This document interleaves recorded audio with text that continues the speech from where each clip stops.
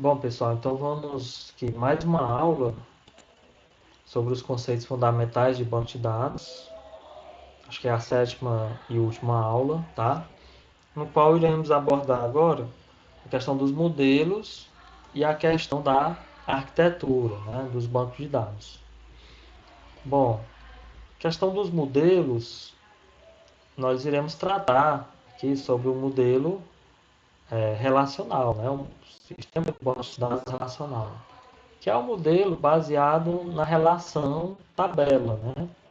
Conjunto de tuplas, né? Que são as linhas, conjunto de operadores, né? Que utiliza álgebra relacional, cálculo relacional. Isso aqui vocês não virão nesta disciplina, só na disciplina de banco de dados do curso superior, tá? Restrições de habilidades, né? Que é a habilidade de chave primária, de chave referencial. Isso aqui a gente vai abordar mais adiante, tá?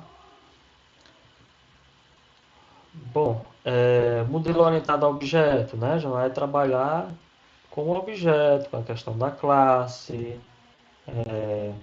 definições de integridade, né? Ele vai trabalhar com a unicidade de objetos, identidade de objetos, hierarquia de classe, herança, né? Comportamento desse objeto, né, da classe, trabalha com método, né? E existe um sistema híbrido, né? Que é relacional mais orientado a objeto. Mas iremos tratar aqui nessa disciplina com modelo relacional, né? Modelo relacional mesmo. Quanto à arquitetura, né? Existe a arquitetura centralizada. O que é a arquitetura centralizada? Ó? O próprio nome já diz, é um modelo centralizador, no qual tem todos os dados armazenados num único local e a aplicação também, né, está neste local, né? Logicamente ela é separada do banco de dados, mas unida, né, através de um driver, né? Então eu tenho dois tipos de modelos centralizados. É o monousuário, né, no qual tenho apenas uma CPU, né, um sistema operacional. Por exemplo, um celular, né? Você tem um aplicativo, né, que armazena algumas informações, né? Então, o modelo usuário, monousuário, né, que tem apenas um usuário, que é você, né, que está manipulando ali. Já o modelo multiusuário, né, eu já tenho mais de um usuário. Por exemplo, eu tenho um SGBD, eu posso ter, por exemplo, uma pequena empresa, vários computadores que acessam esse servidor local, né, que tem o meu SGBD. Então eu tenho um sistema ali multiusuário, né, local, mas também com arquitetura centralizada, porque tudo é centralizado num único local. Bom, já a arquitetura cliente-servidor, ela divide as responsabilidades entre cliente e servidor. Então, várias atribuições, várias atribuições da aplicação, por exemplo, interface do usuário, regra de negócio, né, são, é, são parte do cliente, que a gente chama, da aplicação, e o servidor faz parte da, do armazenamento dos dados, todo o trabalho relacionado ao servidor de banco de dados, certo? Então, tudo que é relacionado ao servidor vai estar nesta camada, são um modelo de duas camadas. Gente, esse modelo é um modelo antigo, um modelo que já foi ultrapassado, né? Então, hoje o que temos é um modelo chamado de três camadas ou N camadas, no qual eu tenho 4, 5, 6 camadas e aí por diante. Então, foi dividido, né? É um modelo que eu tenho o cliente, tenho o servidor, mas eu tenho uma camada ou camadas intermediárias. Por exemplo, aqui no meio, né, eu tenho camadas que trabalham, por exemplo, com a regra de negócio, tá?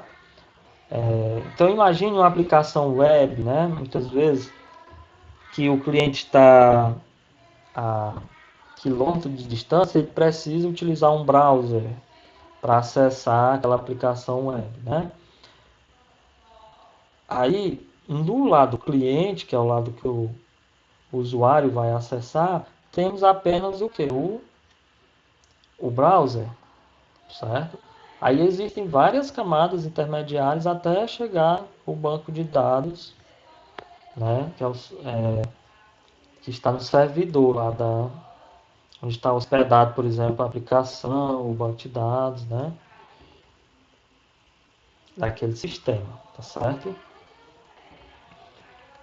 Bom, a arquitetura paralela, né? Opa, a arquitetura paralela, o próprio nome já diz que é uma coisa paralela, que acontece ao mesmo tempo, simultânea.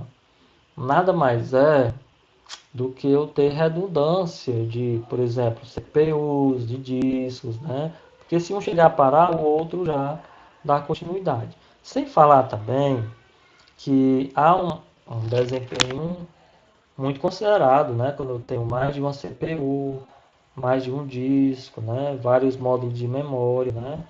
No mesmo servidor. Então, essa arquitetura é uma arquitetura que não é barata, ela é cara, mas necessária quando se tem grandes volumes de dados, tá? Por exemplo, da ordem de terabytes. Já a arquitetura distribuída é uma arquitetura muito utilizada por grandes empresas, como bancos, né? Que possui várias unidades autônomas com servidores locais e unidades centrais, né, com servidores centrais que se comunicam com essas unidades locais. Distribuído porque o processamento, o armazenamento é distribuído. Então há uma cópia de transações dos dados, né, resultantes dessas transações e cada uma dessas unidades, na unidade central, na unidade local, né, para posterior recuperação. E a arquitetura móvel, né, é uma área que está em expansão, se tratando de banco de dados, né, apesar do sistema móvel ser uma realidade hoje, né, mas sistema mobile, né, mas banco de dados móveis ainda é uma área em expansão, tá?